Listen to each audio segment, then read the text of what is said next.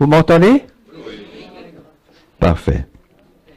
Alors, je répète que c'est une très grande joie pour moi d'être ici pour partager avec vous une pratique qui a aidé des milliers de gens dans le monde entier à vivre des vies plus harmonieuses et surtout établir des relations humaines beaucoup plus riches et harmonieuses. J'aime beaucoup les histoires, les contes, et j'ai surtout apprécié que François vous ait dit de laisser le mental à la porte. Parce que ce qu'on appelle en termes traditionnels la bénédiction est entièrement une énergie du cœur. Je commence avec le mot bénédiction qui, pour moi, est quelque part un handicap.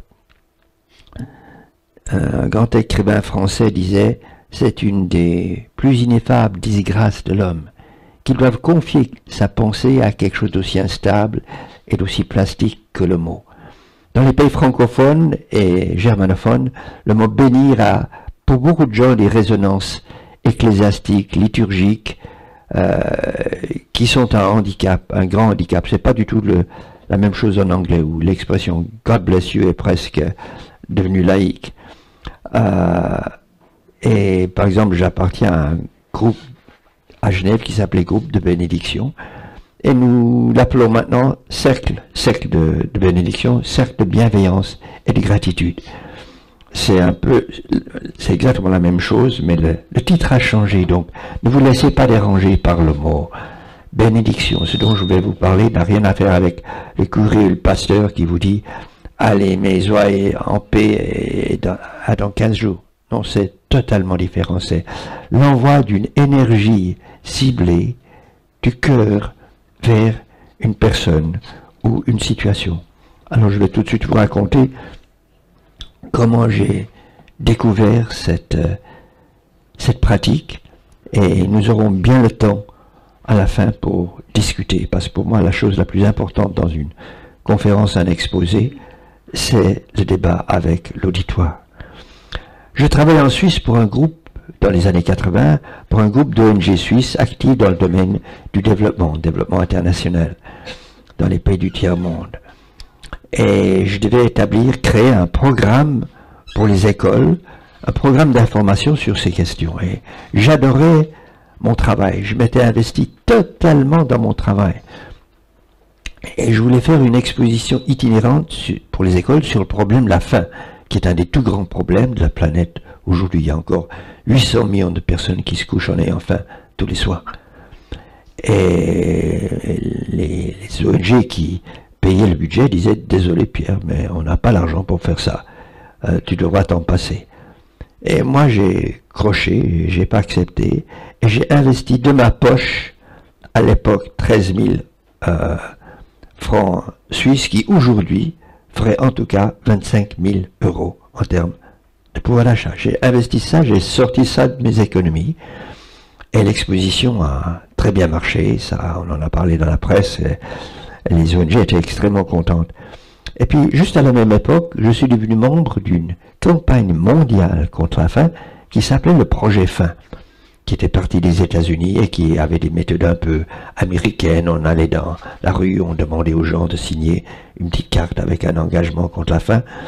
Et les ONG pour lesquelles je travaillais détestaient cette campagne, peut-être parce qu'elles étaient un peu gauchistes et que ça venait des États-Unis, et aussi elles n'approuvaient pas la méthode. Et elles m'ont interdit d'en parler dans les écoles. Alors je trouve déjà un peu bizarre que des ONG qui s'occupent de lutter contre la faim m'interdisent de parler d'une campagne mondiale contre la faim. Mais comme c'est eux qui payent le budget, j'ai accepté. Par contre, je continuais à utiliser le slogan de la campagne « La fin de la faim pour l'an 2000 ». Parce que j'ai travaillé 11 ans en Afrique, j'avais gardé de très bons contacts avec les organisations paysannes, mais vraiment de la base. Et une organisation paysanne de la Casamance au Sénégal, avec laquelle j'avais de très bons contacts, avait ce même slogan, la fin de la faim pour l'an 2000. Et je me suis dit, si c'est bon pour les paysans africains, je continue à m'en servir dans les écoles. Et un jour, il faut dire qu'il y avait une personne dans ces ONG qui me détestait. Il ne pouvait pas avoir ma face, comme on dit. Et il avait décidé, lui, de me débarrasser du plancher. Pradevon doit partir. Et alors, il a dit tout un complot, il a manipulé ses collègues, il y avait 4 organisations. Et j'étais convoqué à une réunion. Et ceci, c'est des organisations qui luttent contre la faim dans le monde. On m'a dit, voilà Pierre, ou bien tu cesses de dire qu'on peut mettre fin à la faim dans le monde pour l'an 2000 parce que le projet faim américain le dit, ou bien tu quittes ton travail.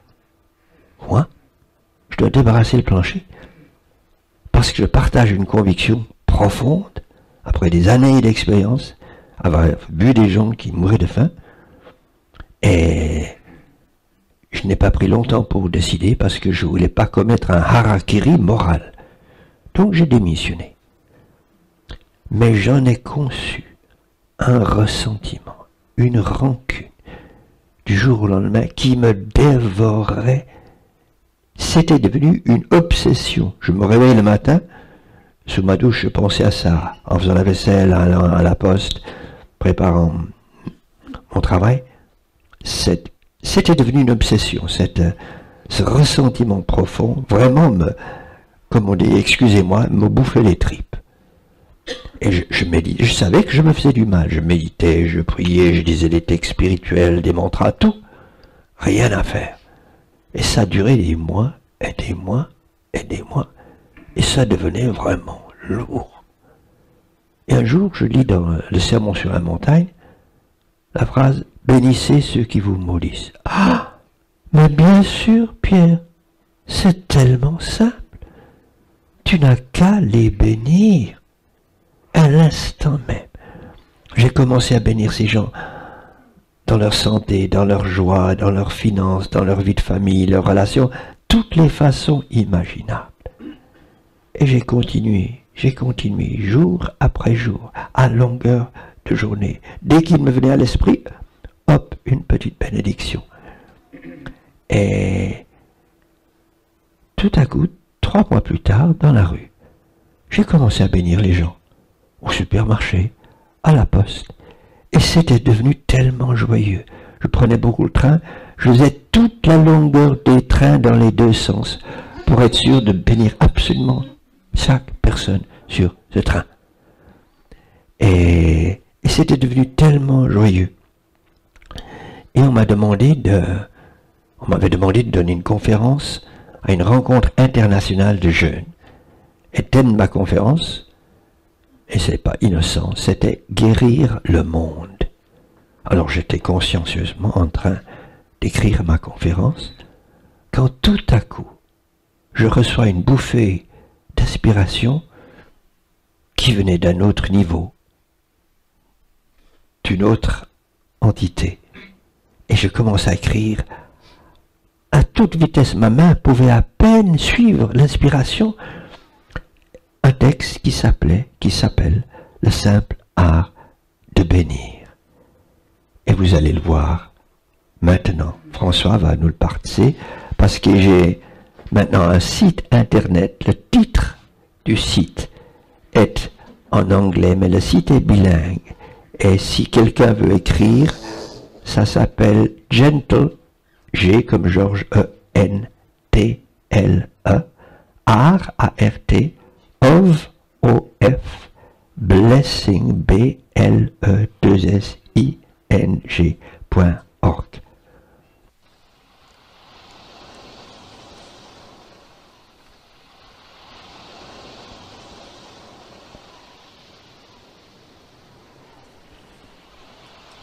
Au réveil,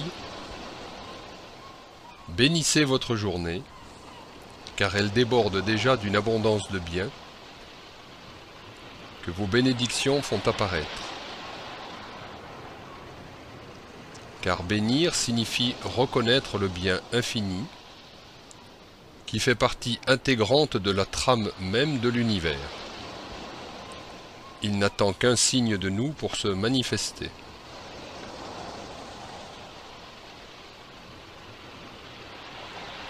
en croisant les gens dans la rue, dans le bus, sur votre lieu de travail. Bénissez-les tous. La paix de votre bénédiction sera la compagne de leur chemin et l'aura de son discret parfum, une lumière sur leur route. Bénissez ceux que vous rencontrez dans leur santé, dans leur travail, leur joie, leur relation au divin, à eux-mêmes et aux autres. Bénissez-les dans leur abondance et dans leurs finances. Bénissez-les de toutes les façons concevables, car de telles bénédictions ne sèment pas seulement les semences de la guérison, mais un jour jailliront comme autant de fleurs de joie dans les espaces arides de votre propre vie. En vous promenant, bénissez votre village ou votre cité, ceux qui la gouvernent, et ses enseignants, ses infirmières et ses balayeurs,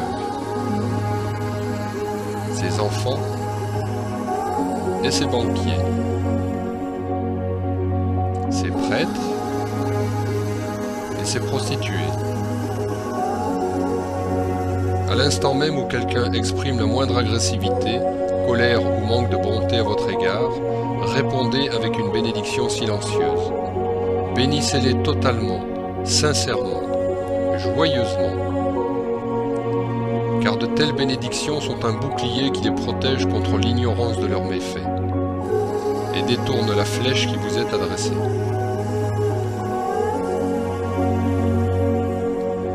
Bénir signifie désirer et vouloir inconditionnellement, totalement et sans réserve aucune, le bien illimité pour les autres et les événements de la vie, en puisant aux sources les plus profondes et les plus intimes de votre être. Cela signifie révérer et considérer avec un émerveillement total ce qui est toujours un don du Créateur, et cela quelles que soient les apparences. Celui qui est porté par votre bénédiction est mis à part, consacré, entier. Bénir signifie invoquer la protection divine sur quelqu'un ou quelque chose, penser avec reconnaissance profonde à elle, l'évoquer avec gratitude. Cela signifie encore appeler le bonheur sur quelqu'un, encore que nous ne soyons jamais la source de la bénédiction, mais simplement le témoin joyeux de l'abondance de la vie.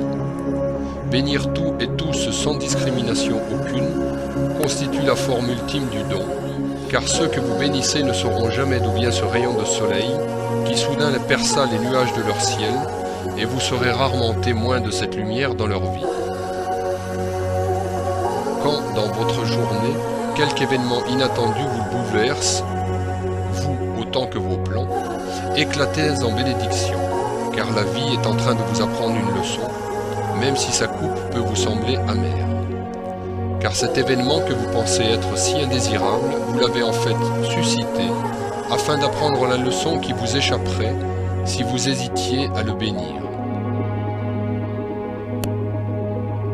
Les épreuves sont des bénédictions cachées, et des cohortes d'anges suivent dans leurs traces.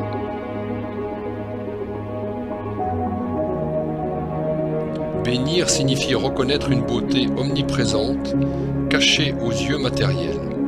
C'est activer la loi universelle de l'attraction qui, du fond de l'univers, amènera dans votre vie exactement ce dont vous avez besoin dans le moment présent pour grandir, progresser et remplir la coupe de votre joie. Quand vous passez devant une prison, bénissez ses habitants dans leur innocence et leur liberté, leur bonté, la pureté de leur essence et leur pardon inconditionnel. Car on ne peut qu'être prisonnier de l'image qu'on a de soi-même, et un homme libre peut marcher sans chaîne dans la cour d'une prison, tout comme les citoyens d'un pays libre peuvent être prisonniers quand la peur se tapit dans leurs pensées.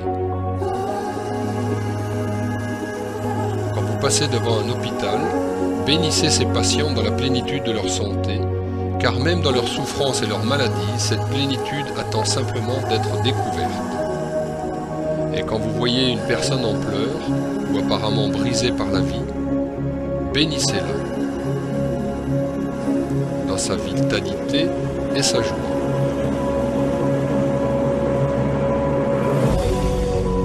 Car les sens ne présentent que l'inverse de la splendeur et de la perfection ultime que seul l'œil intérieur peut percevoir. Il est impossible de bénir et de juger en même temps. Alors maintenez en vous ce désir de bénir comme une incessante résonance intérieure et comme une perpétuelle prière silencieuse, car ainsi vous serez de ceux qui procurent la paix et, un jour, vous découvrirez partout la face même de Dieu.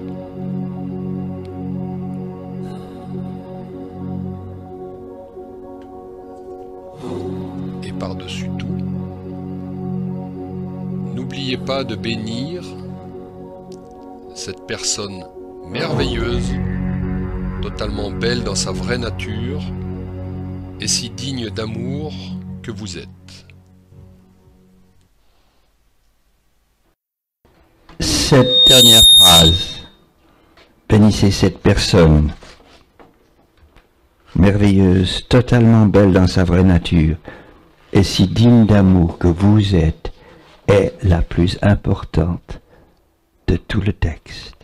N'oubliez jamais de vous bénir. Alors, j'ai commencé à partager ce texte dans ma correspondance qui à l'époque était assez étendue.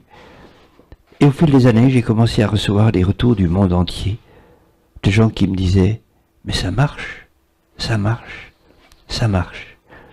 Et ce texte maintenant, est, surtout depuis Internet, celui que vous avez vu, la vidéo a été vue par plus de 300 000 personnes.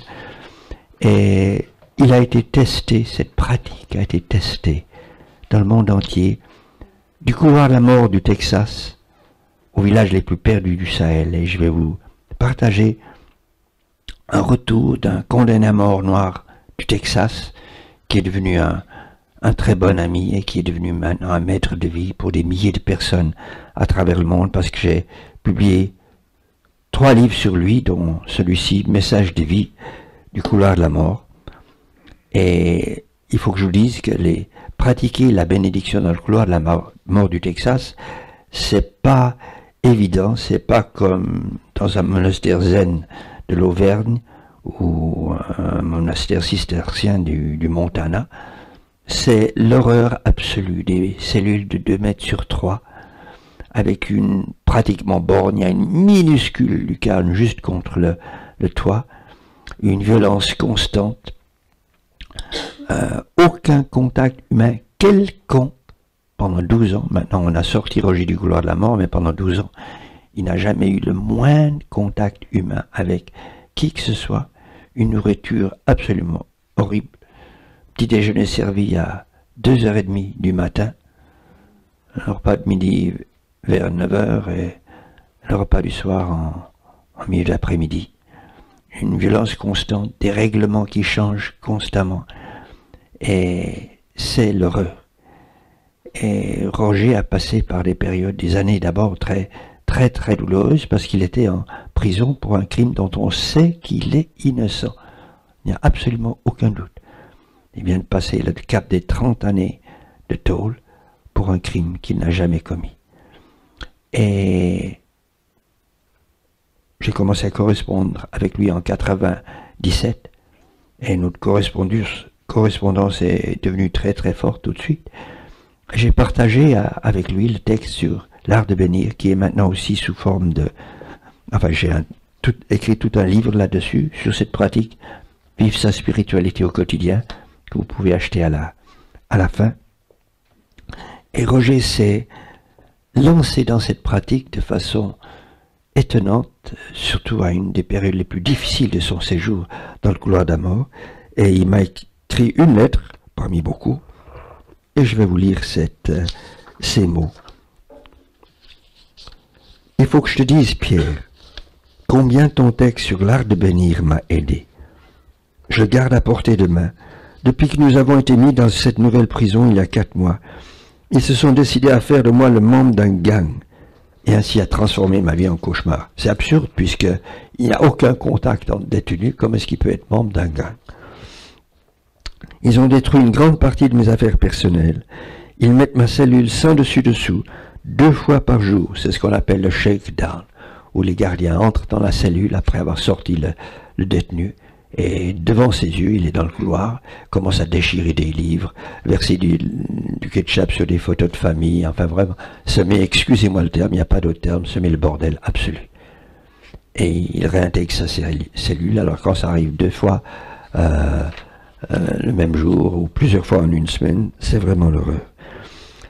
Ils l'ont fait le 23 décembre, jour de mon anniversaire, et ils sont revenus la même nuit. Le 31 décembre, ils ont fait un travail de saccage vraiment minutieux. J'étais fâché, extrêmement fâché d'être traité de cette façon. J'étais si fâché que j'ai cessé de parler à qui que ce soit. C'est alors que j'ai reçu un nouveau chapitre de ton livre sur l'art de bénir. Je lui ai envoyé les chapitres parce que je l'ai aussi écrit en anglais, l'un après l'autre. J'ai commencé à lire et mon fardeau a commencé à s'alléger. J'ai fermé les yeux et j'ai dit à Dieu que je ne savais pas quelle leçon je devais apprendre. Mais je savais qu'il ne permettrait pas que je subisse ceci sans raison. J'ai commencé à bénir les gardiens, spécialement ceux qui venaient de saccager mes affaires. J'ai alors réalisé que Dieu me montrait le calme au milieu de la tempête et que l'amour est tellement facile. Dans le couloir de la mort, il écrit ça. Comme l'avocat polonais qui décida de ne pas haïr les nazis après le massacre de sa famille sous ses yeux, ils ne peuvent m'obliger à me courber devant la haine. Je continuerai à les bénir, quelles que soient les choses qu'ils détruisent parmi mes affaires, car ils ne peuvent détruire ni l'amour que je leur porte comme enfant de Dieu, ni mes bénédictions. Je dois leur pardonner 1000 fois le mal qu'ils font. Je ne serai pas une victime. Nos bénédictions pour les autres sont des bénédictions pour nous-mêmes. Dieu n'oublie jamais. Quand nous bénissons les autres, nous nous bénissons aussi nous-mêmes, l'esprit, le corps et le soi. Je dois dire que vivre dans un endroit comme cette prison constitue un drôle de test de mon amour et de mon engagement à continuer à bénir.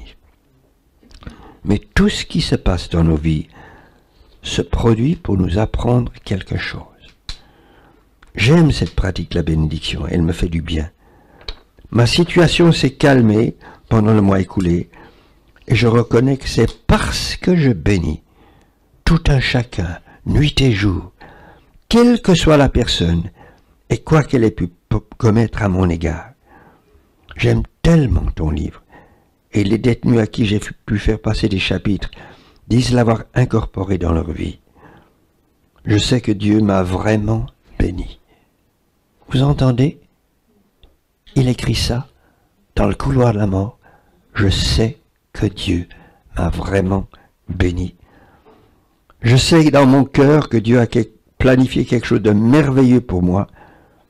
Oui, le plan de Dieu pour nous tous est parfait.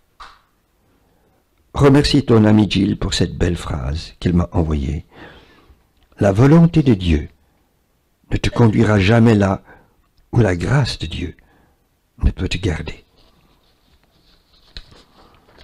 Et je parlais du Sahel, où j'ai un très grand ami, très très cher ami, qui est un musulman pratiquant, mais très large, Mamoudou, qui est vraiment un frère pour moi, avec qui j'ai partagé cette pratique, et il est devenu le plus grand bénisseur de la planète que je connaisse. Il m'a dépassé depuis longtemps. C'est devenu quelque chose qui fait partie de sa substance, si je peux dire. Il l'exerce constamment.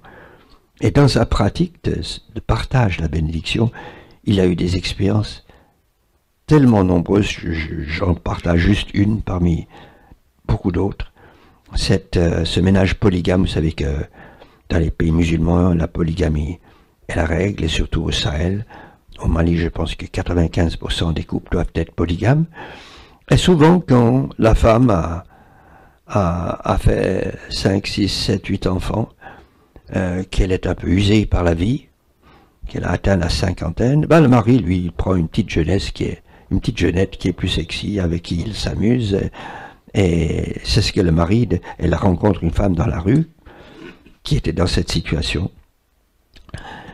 Son mari venait d'épouser une petite jeunette, et puis il avait changé d'attitude du jour au lendemain, il l'insultait, il la battait, il l'injuriait, et la jeune épouse, co-épouse, ne se privait pas de faire la même chose, et la vie de cette femme était devenue un enfer. Alors elle arrête Mamoudou dans la rue, elle lui raconte tout ça, et Mamoudou lui dit, écoute, c'est tellement simple. Tu rentres chez toi ce soir, et tu commences à le bénir, et à la bénir du fond du cœur, dans leur bonté, dans leur humanité. Et au Sahel, les gens qui n'ont pas une éducation occidentale, j'ai vécu longtemps, ont une mentalité très réceptive, ils sont très ouverts aux nouvelles idées.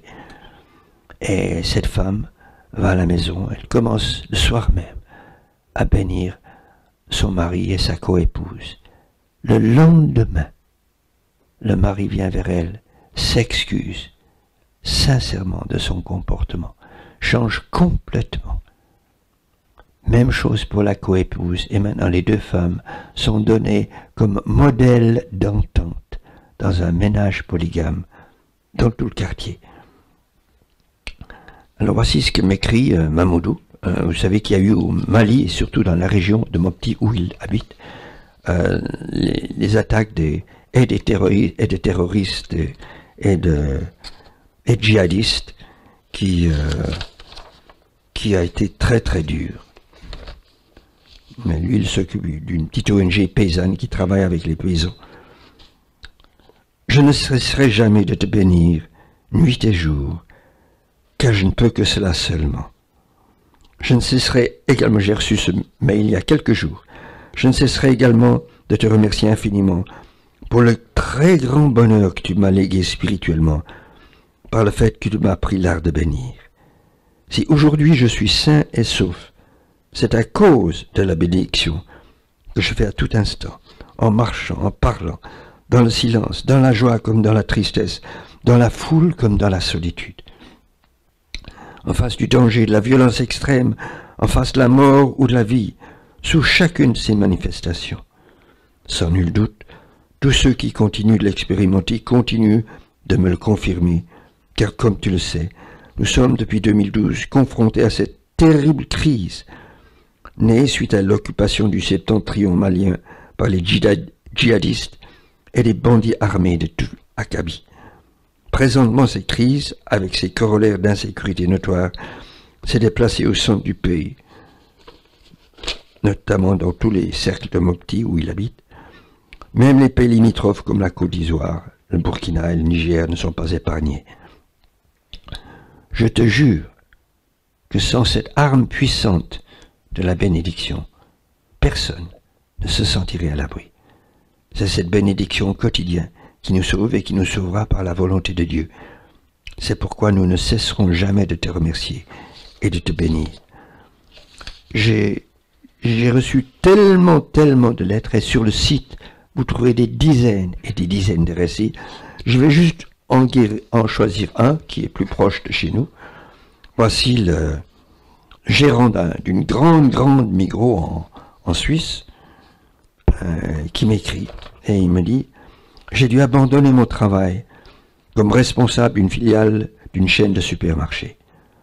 Grâce aux médicaments, un séjour en clinique et une psychothérapie, j'ai tâché de recoller les morceaux de ma vie. » Donc il a eu une très grave dépression. J'ai tâché de recoller les morceaux de ma vie. Et dans l'année écoulée, j'avais recommencé à travailler dans un magasin, la même chaîne. Mais les sauts d'humeur constantes m'ont amené très proche d'une rechute. La dépression et les pensées négatives avaient de nouveau commencé à contrôler mes jours. À la mi-décembre 2014, j'avais un rendez-vous avec mon psychiatre, le docteur Ish. Savez-vous ce qu'il m'a prescrit? Non, pas les médicaments que j'avais arrêté de prendre depuis quelque temps. Il m'a prescrit 2 livres. Vivre sa spiritualité au quotidien, donc c'est sur l'art de bénir, et le pouvoir de l'instant présent d'Eckhart Tolle. Je ne sais pas si vous les trouvez dans les pharmacies, tous les psychiatres n'ont pas encore fait ça. J'ai récemment terminé les 2 livres, et je peux voir en eux la solution de mes problèmes.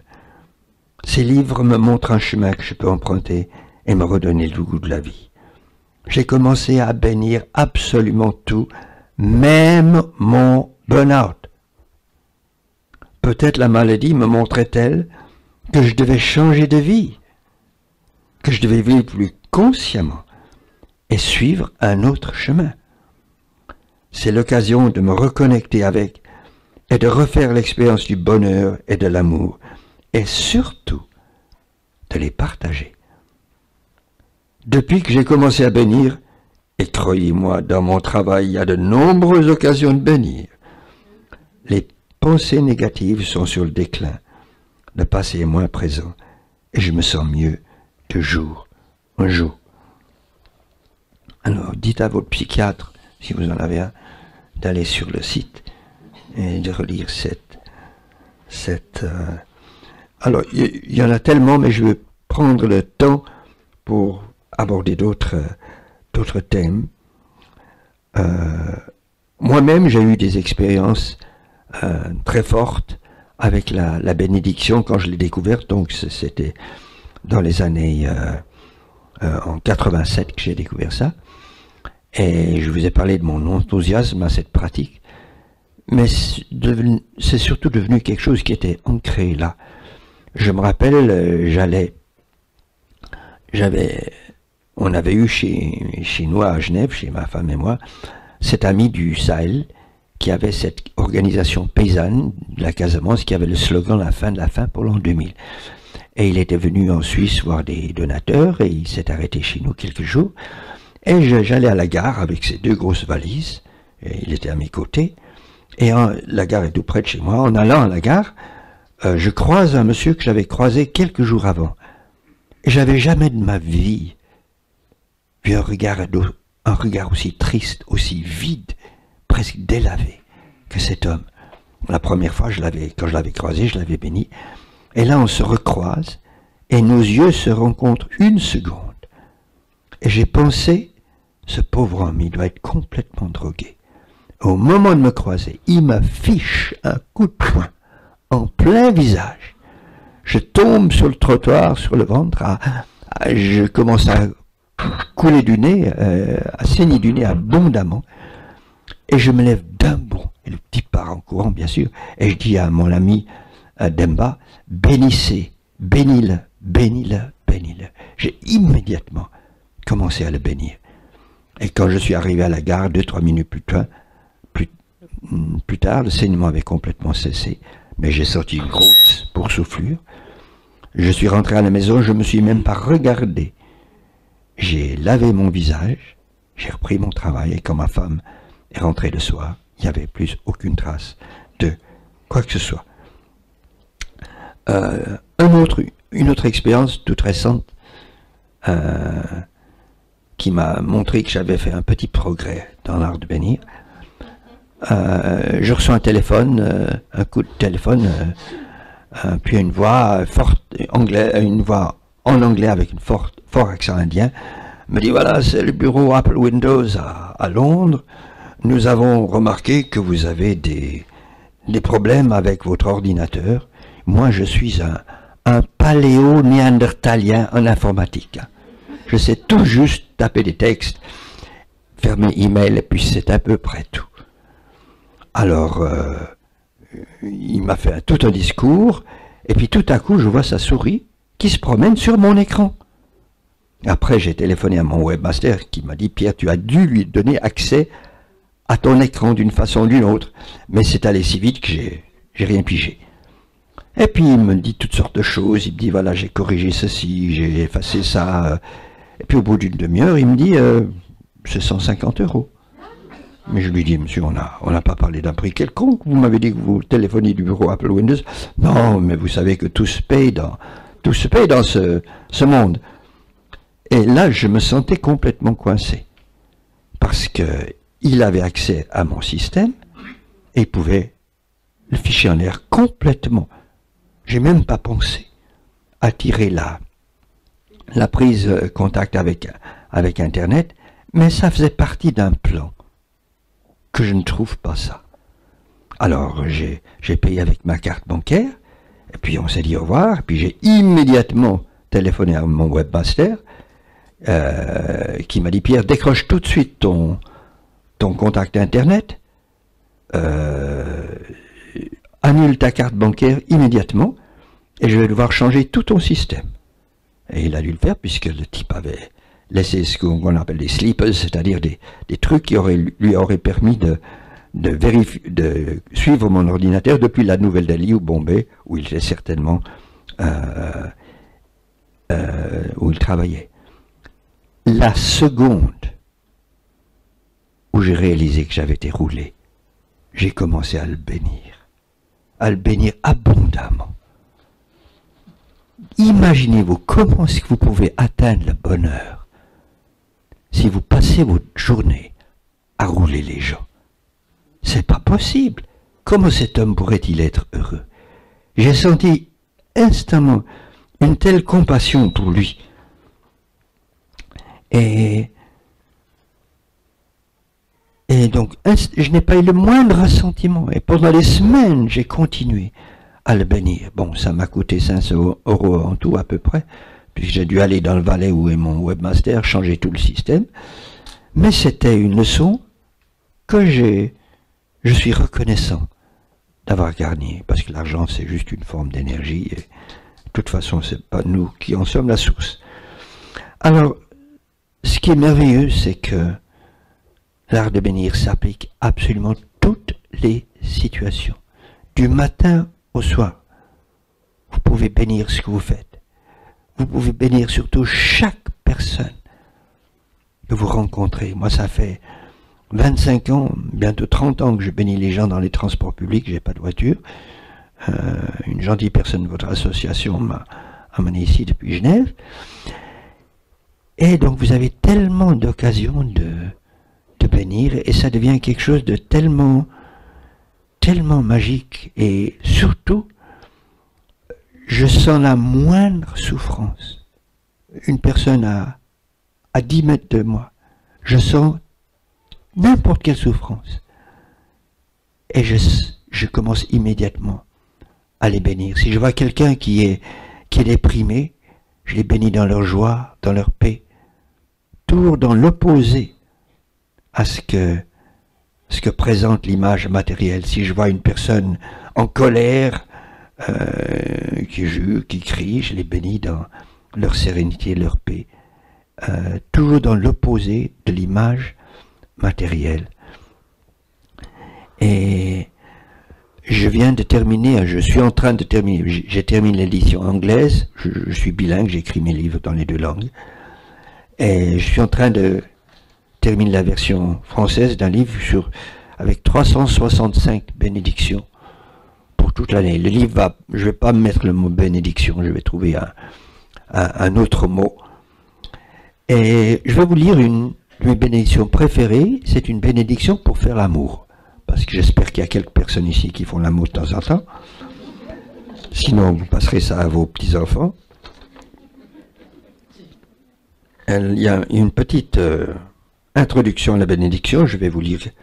Pour celle ou celui qui voit absolument tout dans la vie comme un don de la divinité, et qui se voit comme l'amour divin en train de s'exprimer, de bénir l'acte de faire l'amour, qui est peut-être une des expériences les plus sacrées, parfois extatiques et profondes, de bénir cet acte est parfaitement normal. Alors s'il vous plaît, joignez-vous à nous pour cette joyeuse bénédiction, surtout si vous êtes de l'ancienne génération pour laquelle la sexualité est si souvent teintée de culpabilité ou de propre. C'était mon cas dans mon éducation protestante très rigoureuse. Puisse notre échange amoureux être l'expression de ton amour pour nous, une expérience de beauté extatique, et de grande profondeur. Puissions-nous mettre le plaisir du partenaire avant le nôtre et être spécialement à l'écoute de son souhait le plus subtil et de ses désirs cachés, de ce qu'il ou elle n'ose pas exprimer. Puissent nos corps se transformer en instruments pour jouer une musique à ta gloire et nos cœurs être emplis de la musique de l'âme. Dans la hâte de vie si active, puissions-nous y trouver une nourriture pour nos cœurs, un soupir de soulagement et de repos pour nos corps, et un moment de vert pâturage pour notre être le plus profond. Puisse cet échange cimenter notre union de la façon unique que seul l'amour vrai peut réaliser en restaurant le corps et l'âme, tout en étant une joyeuse cour de récréation pour l'enfant en nous. Il est chez chacun, chacune. Et par-dessus tout, puisse ce moment fortifier notre engagement de fidélité mutuelle dans la compréhension que nous sommes le gardien ou la gardienne de nos voeux parlés et silencieux de l'un et de l'autre. Ce qui est merveilleux avec la bénédiction, comme le dit le texte sur l'art de bénir, il est impossible de bénir et de juger en même temps. La bénédiction supprimera complètement le jugement. Alors après que j'ai dû quitter mon travail, il est évident que j'étais envahi de jugement, surtout envers le monsieur qui avait ourdi tout ce complot pour me faire débrasser le plancher. 10 ans plus tard, à Lausanne, j'ai rencontré ce même monsieur à une réunion sur les problèmes de développement. Et mes amis, je ne peux pas vous dire la joie qui a éclaté en moi. C'était tellement puissant, j'avais envie de le prendre dans mes bras et de l'embrasser. Et j'ai mis encore 10 ans pour comprendre. Et pendant des jours, mon cœur chantait de joie. On a mangé ensemble, ça a été fabuleux, comme si jamais il y avait eu quoi que ce soit. J'ai mis encore 10 ans pour comprendre ce qui s'était passé. Dans mon texte, il y a cette phrase: quand dans votre journée, quelque événement inattendu vous bouleverse, vous autant que vos plans, éclatez en bénédiction, car la vie est en train de vous apprendre une leçon, même si sa coupe peut vous sembler amère. Car cet événement que vous pensez être si indésirable, vous l'avez en fait suscité, afin d'apprendre la leçon qui vous échapperait si vous hésitiez à le bénir. Les épreuves sont des bénédictions cachées et des corps d'anges suivent leurs traces. Et je pense que cet ami, ce monsieur et moi, avant de naître sur terre, nous avons fait un contrat d'âme pour que tout se déroule comme ça s'est produit. Dans ce contrat d'âme, il me faisait quitter mon travail, il me faisait vider de mon travail. Moi, j'en développais une rancune qui me tuait, et grâce à cette rancune, j'ai trouvé la bénédiction. Absolument tout a un sens dans notre vie. J'ai dit que la bénédiction élimine tout jugement. Il y a un certain monsieur Trump, qui, je crois, est maintenant président des États-Unis, qui n'est pas, sans pas être l'homme le plus populaire de la planète aujourd'hui. Eh bien, le jour où il s'est déclaré candidat pour la présidence des États-Unis, j'ai commencé à le bénir, à le bénir, à le bénir. Et ça continue. Et j'ai une joie à bénir cet homme. Je ne peux pas vous dire. Je passe un long moment chaque matin pour préparer ma journée spirituellement. Et c'est un des moments préférés de cette préparation. Mais ça a beaucoup plus qu'une portée individuelle. Pensez aux dizaines de millions, si ce n'est des centaines de millions, de gens qui maudissent Trump tous les jours Parce que toute pensée agressive de haine, de méchanceté, de colère, de rancune est une malédiction. Et cet homme, il est entouré d'un mur de ciment de malédiction. Il faut quelques bénédictions pour percer ce mur, parce que la bénédiction est infiniment plus puissante que tous les murs de ciment de malédiction. Il faut quelques bénédictions pour lui permettre de respirer un petit peu. Alors j'espère qu'à partir de ce soir, vous allez vous joindre à moi pour commencer à bénir abondamment Monsieur Trump, et peut-être même Monsieur Hollande et Monsieur Fillon, je ne sais pas. Ça, c'est vos affaires, vous êtes français. Mais avant tout, et on va terminer là-dessus, avant tout, bénissez-vous vous-même. C'est le plus important. Vous ne serez en paix avec le monde que lorsque vous êtes en paix avec vous-même. Vous ne pourrez aimer les autres inconditionnellement, spontanément, totalement, que le jour où vous aimez la personne absolument merveilleuse, superbe, que chaque personne dans cette salle est à cet instant.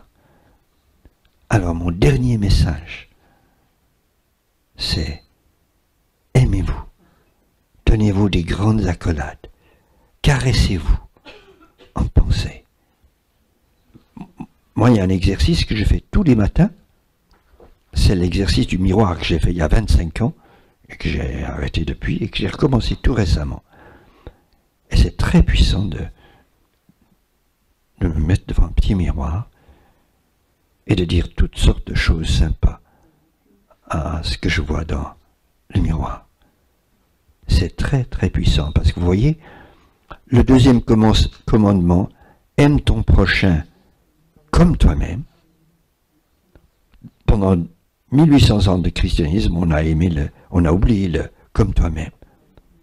Tellement de gens dans mes stages, je voulais mentionner d'ailleurs que j'organise des stages, il y en aura prochainement sur l'image de soi. Voilà. Et vous pouvez trouver tout sur Internet. Et donc,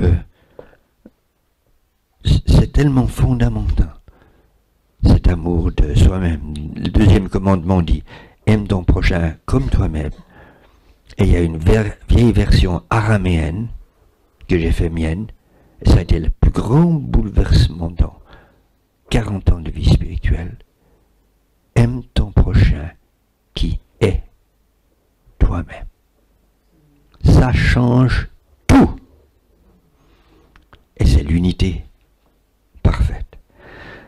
Voilà, alors je vais terminer. Il y a une chanson de Céline Dion et Ginette Renaud, que j'ai trouvé sur YouTube, où je me promène rarement, mais de temps en temps, qui dit un peu plus haut, un peu plus loin. C'est une très belle chanson.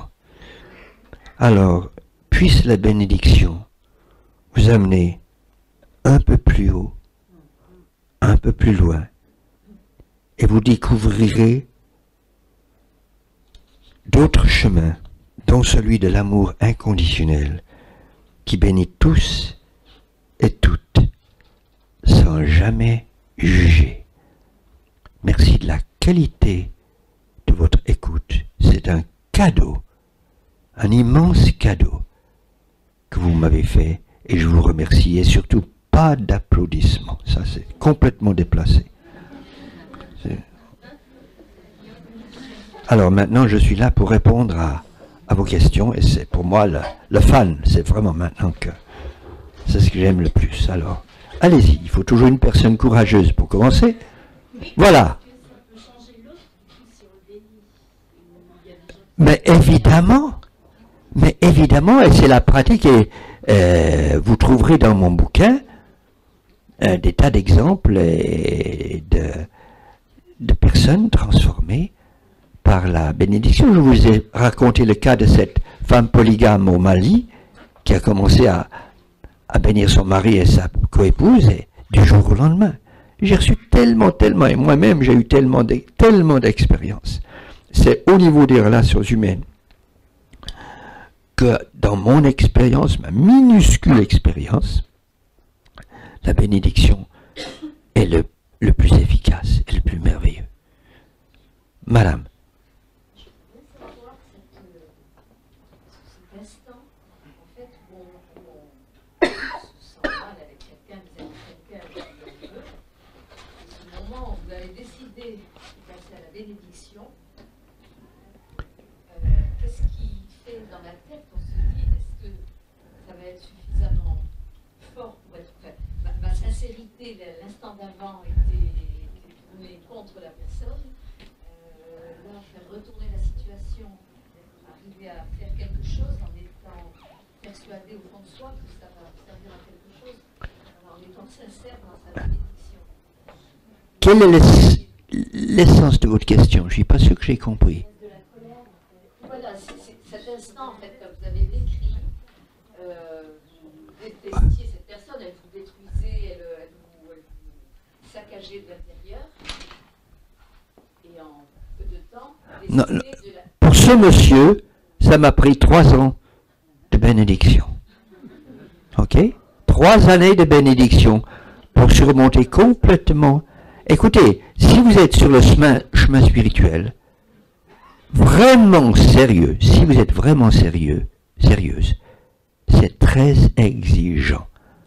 On vit dans la période, la culture du fast food. Et on veut du fast tout. Tout doit aller rapidement. Eh bien, si vous croyez à ça, vous ne réussirez jamais sur le chemin spirituel. Mais il y a une phrase qui, moi, me soutient tout le temps. C'est une phrase de Mary Baker Eddy, qui fut une grande métaphysicienne américaine du 19e, qui disait, c'est une phrase que je me répète encore tous les jours, une profonde sincérité est sûre du succès, car Dieu s'en occupe.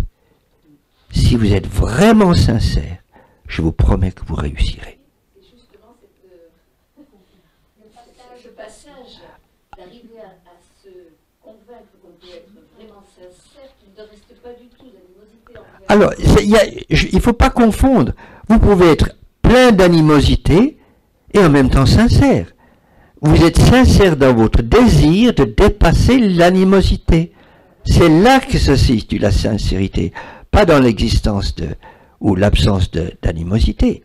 Et pour bénir le type qui m'a roulé sur Internet, comme je vous ai raconté, ça m'a pris peut-être 25, 28 ans pour arriver là, arriver à bénir instantanément, sans réfléchir à une autre possibilité.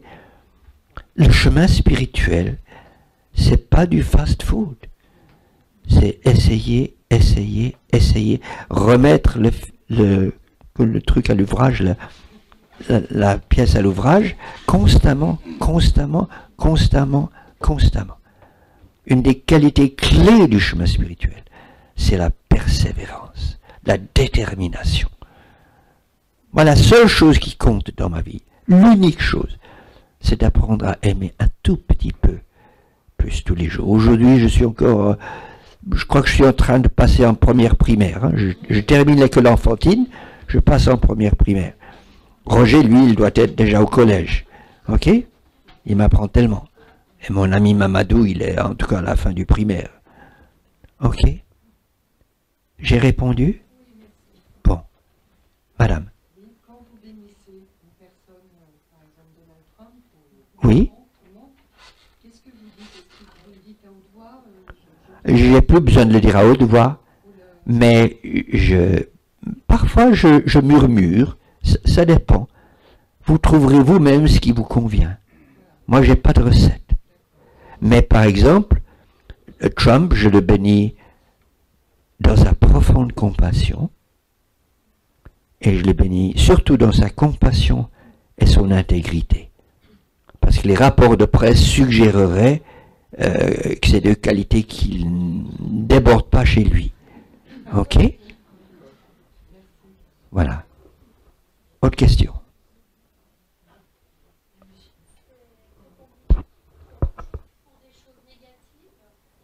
Ah non, non, bien sûr que non. Je vous ai raconté j'ai lu la bénédiction pour faire l'amour. J'espère pour vous, faire l'amour n'est pas négatif. Ok? Pardon?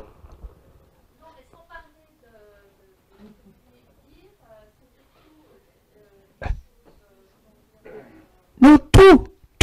Vous avez un bon repas, vous bénissez la cuisinière, vous bénissez les paysans qui ont cultivé les légumes. Tout. Vous vous brossez les dents, vous bénissez vos dents dans leur fonction. Ok? Il y a les bouddhistes ont quelque chose qu'ils appellent les gathas. G-A-T-H-A-S. Surtout le grand maître bouddhiste qui est dans le village des pruniers, Thich Nhat Hanh, a établi, je crois qu'il a fait tout un bouquin, mais en tout cas, dans un de ses bouquins, tout un passage où il y a des gathas, qui pour moi c'est une forme de bénédiction, pour absolument tous les actes de la journée, y compris aller aux toilettes. Ok? Alors quand vous allez aux toilettes, vous pouvez bénir vos intestins, votre corps dans son bon fonctionnement. Ok? Mais c'est jamais un truc. Dès que la bénédiction devient automatique, elle perd totalement sa puissance et sa valeur. La bénédiction doit être ressentie et dans le cœur. C'est jamais là. Si ça reste là, c'est stérile. C'est une énergie du cœur portée par l'amour. Est-ce que bénir et rendre grâce, ce serait pareil? Alors, dans le texte sur la bénédiction, il est dit que bénir et gratitude sont les deux revers de la même médaille. Quelque part, quand vous bénissez quelqu'un, par exemple, je vous bénis, tel que vous êtes là, en cet instant, en vous parlant, mon cœur est rempli de joie, juste de vous voir. Cette bénédiction est de la gratitude. Et quand vous exprimez la gratitude à quelqu'un pour quelque chose qu'il a fait pour vous, c'est une façon de la bénir par votre gratitude. Vous voyez? Vous avez très bien saisi un point fondamental de la bénédiction. Bénédiction et gratitude sont inséparables. Pardon? Oui, si vous voulez, c'est une façon de dire.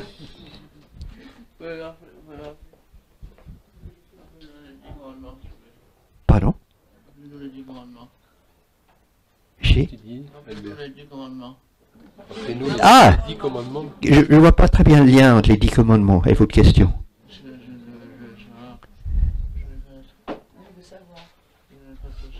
Alors, la bénédiction n'est pas dans les 10 commandements. Non, c'est pas un des 10 commandements. Il n'y a pas un commandement bénir, mais Jésus nous a dit de bénir sans cesse. Et il nous a dit surtout de bénir nos ennemis. Ok?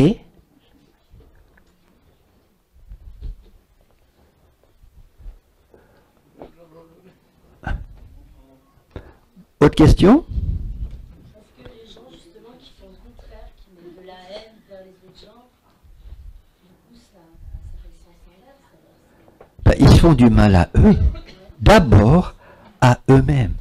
Chaque fois que vous voyez quelqu'un, par exemple, qui médite quelqu'un d'autre, quelque part, ça exprime une profonde insatisfaction en elle face à elle-même. Toute négativité exprimée par quelqu'un renvoie à cette négativité refoulée en elle ou dont elle n'est pas encore consciente. Et c'est pour cela que, une fois que vous avez compris, et pour moi c'est un des outils les plus précieux de mon existence que j'ai développé depuis 2 ans seulement. Une fois que vous avez vraiment compris que chacune, chacun est à chaque instant à son plus haut niveau de conscience, d'abord le pardon devient instantané, comme avec le type qui m'a arnaqué sur Internet, et puis la bénédiction suit tout de suite. J'ai répondu. Bon. Madame, Vous avez dit que vous avez mis 3 ans pour bénir ce... Voilà. Donc au départ, vous n'avez pas ressenti cet amour. Non, pas du tout. Voilà. C'est venu petit à petit. George Bush, quand il était gouverneur du Texas, avant de devenir président des États-Unis, se vantait d'être le président américain qui avait eu le plus de personnes, qui avait mis le plus de personnes à mort de toute l'histoire des États-Unis. Son successeur a fait encore beaucoup, beaucoup mieux que lui. J'ai mis 3 ans pour bénir M. Bush et au moins 2 ans pour bénir son successeur. Donc c'est pas quelque chose de magique, d'instantané, mais Quand vous l'avez senti, quand c'était bon, là vous l'avez senti. exactement. C'est-à-dire que j'étais soulagé. Et moi, mon mantra dans la vie, c'est tout est cadeau. Je crois qu'absolument tout est cadeau. Pendant que le système là ne fonctionnait pas très bien, je disais merci. Parce que je savais qu'il y a une raison. Ok? Absolument tout a une raison. Oui, monsieur. Faire du mal à quelqu'un, en fait, c'est faire du mal aussi à soi. Mais exactement. Puisque mon prochain est moi-même, c'est évident que c'est me faire du mal à moi. Et dans une vision non duale de la réalité, de la spiritualité, nous sommes tous un. Mais je vais peut-être expliquer cette différence, je crois que c'est important, entre dualisme et non-dualisme. Parce que le christianisme traditionnel est fondamentalement dualiste. De même que 90% au moins des spiritualités et des religions de la planète. Dans le dualisme, tout va par deux. Dieu, le diable, le bien, le mal, la vie, la mort, le passé, l'avenir, l'enfer, le ciel. Tout va par deux. Et Dieu est vu comme étant au sommet d'une haute montagne, et le croyant passe sa vie à grimper cette montagne, en espérant un jour arriver au sommet de la montagne. Et dans le calvinisme de mon enfance, par sadisme supplémentaire, la montagne était couverte de savon. Alors la semaine, on s'accrochait vaillamment au plus petit buisson, à une aspérité de la roche. Et puis le dimanche, on vous lisait tous les dimanches la confession des péchés. Nés dans le péché, enclins au mal, incapables par vous-même d'aucun bien. Alors la semaine, on s'efforce vaillamment de monter, et puis le dimanche à l'église, on vous fout la tête sous l'eau. Excusez-moi l'expression, c'est vraiment ça. Alors après 20 ans de ça, j'ai décidé que je voulais autre chose, et j'ai finalement fini par découvrir un chemin de non-dualité, non-dual, et dans le non-dualisme, vous êtes déjà au sommet de la montagne, et uniquement le brouillard vous empêche de voir que vous êtes déjà là. Alors voilà, une deuxième bonne nouvelle que je vous amène aujourd'hui, pour certains, pour certaines, certains y sont déjà, vous êtes déjà au sommet de la montagne. Donc soufflez bien fort pour chasser le brouillard. Tout au fond là-bas. Madame. S'il vous plaît, un peu plus fort. Venez ici, venez ici. Comme ça, tout le monde vous entend. Voilà.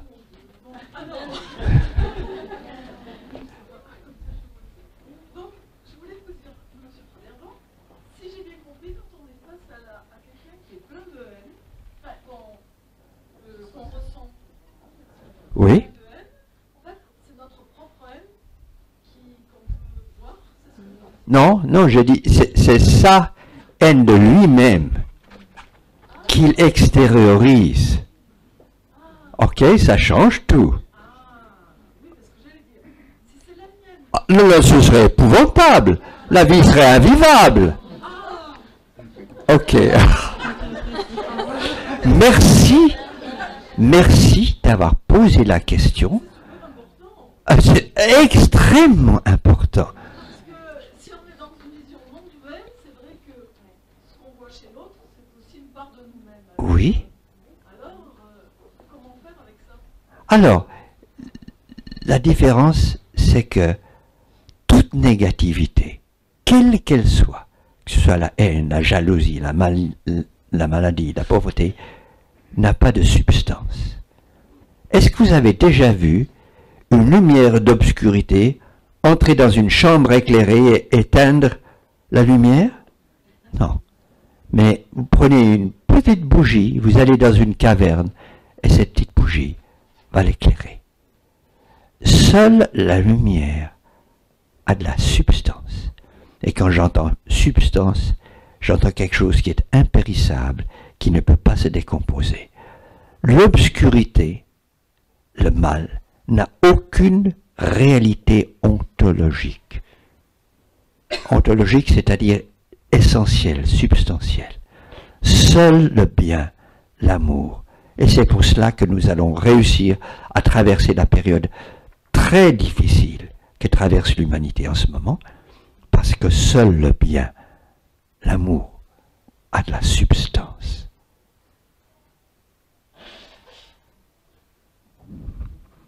Oh, mais vous êtes merveilleux, j'ai envie de dormir ici cette nuit. Vous êtes tellement fabuleux comme auditoire. Si on se rend compte qu'on a un petit peu évolué, on est peut-être vient juste de naître au niveau spiritualité. Mais on se rend compte quand même que dans les temps passés, c'est-à-dire quelques années auparavant, on a été quelqu'un qui n'était pas spécialement bienveillant avec les autres et avec soi-même. Est-ce que le fait de pardonner, de bénir maintenant, peut arrêter tout ce qui est, enfin je veux dire, est-ce qu'on peut oublier ce qui est arrivé auparavant? C'est pas une question d'oublier, mais vous atteindrez un état de conscience où vous réaliserez que tout ça n'était pas vous. C'était pas votre vraie substance. C'était votre niveau de conscience à ce moment-là, et vous l'avez dépassé. Donc ça n'a plus de poids, ça ne peut pas plus s'accrocher à vous.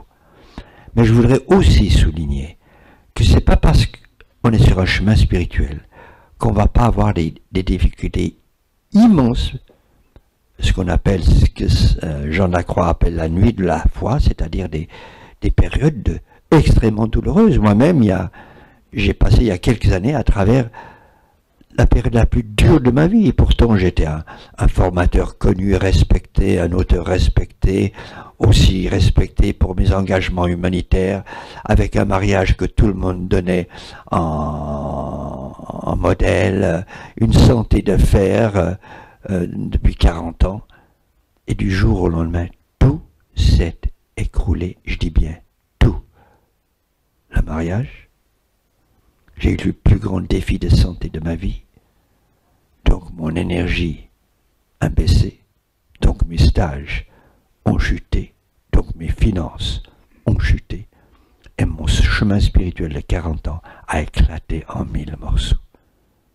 Et pendant 3 ans, j'étais dans l'enfer de ce que le psaume 23 appelle la vallée de l'ombre de la mort. Je ne voyais pas comment j'allais m'en sortir. Je ne voyais pas, je me sentais comme dans un canyon très étroit avec des immenses parois de granit qui montaient jusqu'au ciel. C'est l'image qui me revenait sans cesse. Qu'est-ce que tu peux faire, pauvre petit mec? Là, tu as parlé aux gens de développement personnel, spiritualité, pendant des années, voilà, te le voilà au fond du trou. Et vraiment, c'était dur, dur, dur. Et puis, le moment de grâce est arrivé après 3 ans. J'en suis sorti, j'ai appris des leçons tellement précieuses. Surtout, j'ai changé mon chemin spirituel. Mon mariage reprend petit à petit de façon absolument magique.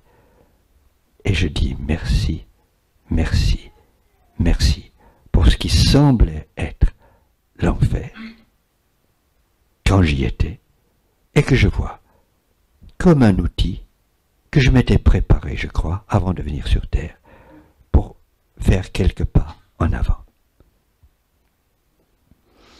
Il me vient à l'esprit j'appelle ça la voie de la grâce, de partager avec vous ma prière spirituelle. Et que je prie intensément, avant toute intervention publique, tout stage, tout ce que je fais. Brille à travers moi. Et puissé-je être tellement toi que tous ceux qui me rencontrent me ressentent comme ta présence rayonnante, ton amour et ton pardon inconditionnel. Puissent-ils ne plus me voir, moi, mais seulement toi. Ça, c'est la mort de l'ego qui, pour moi, est la raison d'être de notre voyage sur Terre. La première raison d'être, en tout cas de mon voyage, c'est de dépasser cet ego. Et c'est pas un ennemi, l'ego. Il m'a bien servi comme adolescent pour me former une personnalité dont j'avais besoin pour la vie humaine. Mais aujourd'hui, je n'en ai vraiment plus besoin. Il a joué son rôle, je lui dis bye bye, merci, mais j'ai plus besoin de toi.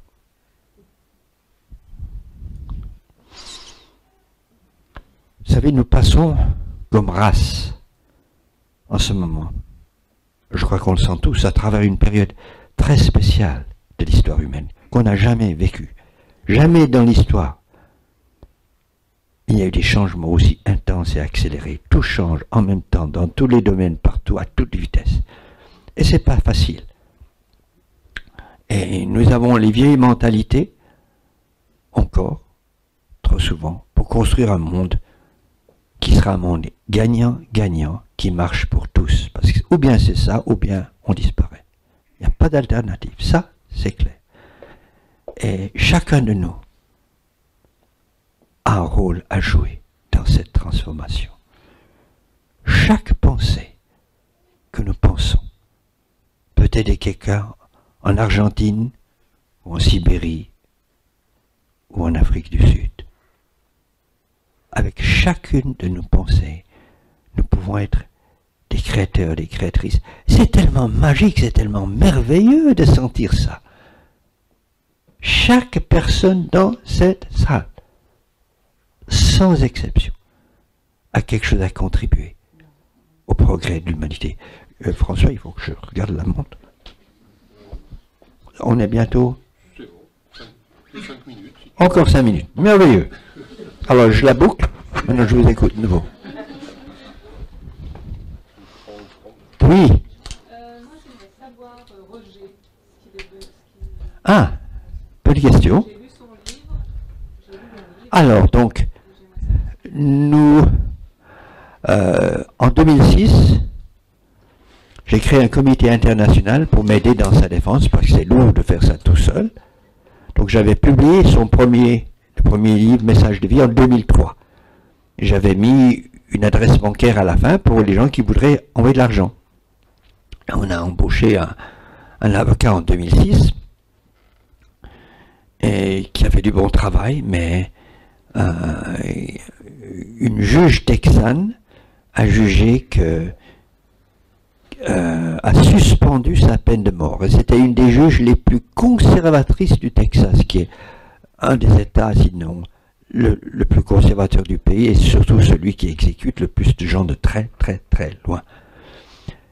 Et le procureur a fait recours contre la décision de la juge. C'est allé à une cour fédérale qui nous a donné raison.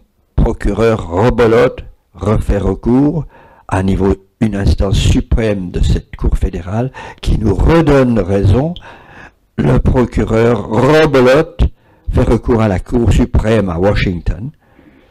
Et en novembre 2012, la cour suprême a confirmé le jugement de la juge et automatiquement accordé à Roger le droit d'un nouveau procès. Alors,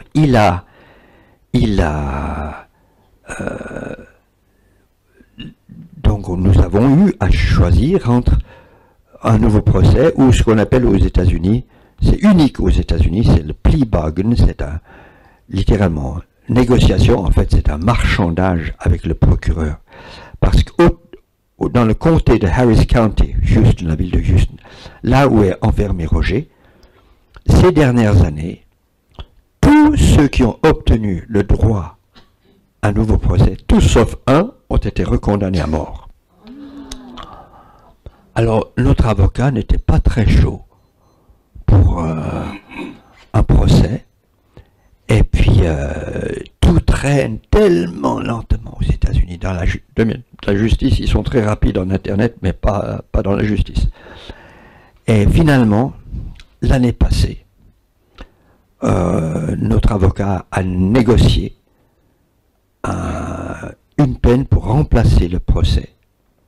Et Roger a obtenu la prison à vie. Mais attendez, avec possibilité de sursis. Dans 20 ans, il a déjà 30 ans de tôle dans l'estomac. Et si nous trouvons une preuve de son innocence, il peut être libéré, évidemment, immédiatement. Alors, nous continuons à récolter les sous. Moi, j'ai déjà, donc, on a dépensé à ce jour, je pense, 700 000 euros. En disant, il faut les trouver, je ne les trouve pas sur les pruniers. Ok, les poiriers. Alors, chaque livre que vous achetez là, de Roger, vous aidez à sa défense. Et on a reçu de Roger, le jour de la décision, la lettre la plus absolument extraordinaire que nous avons jamais reçue de lui. Il écrit à tout le comité, qui était un chant de triomphe. Parce que pour la première fois en 30 ans, il n'avait pas la peine de mort qui est suspendue au-dessus de sa tête. Alors maintenant, il est dans une prison. Je vais le voir la semaine prochaine. Dans une semaine exactement, je serai en train de parler à Roger. Et il a un moral extraordinaire et surtout il est devenu un maître de vie pour des milliers de gens à travers la planète, et y compris moi, à commencer par moi. Alors je vous invite vraiment à... Je suis en train de préparer une nouvelle édition du livre de Roger, qui paraîtra aux éditions Jouvence ce printemps, et je vous invite vraiment à l'acheter. Je voudrais dire en passant, et je termine là-dessus François, que les éditions Jouvence, je pense, ont sauvé la vie de Roger.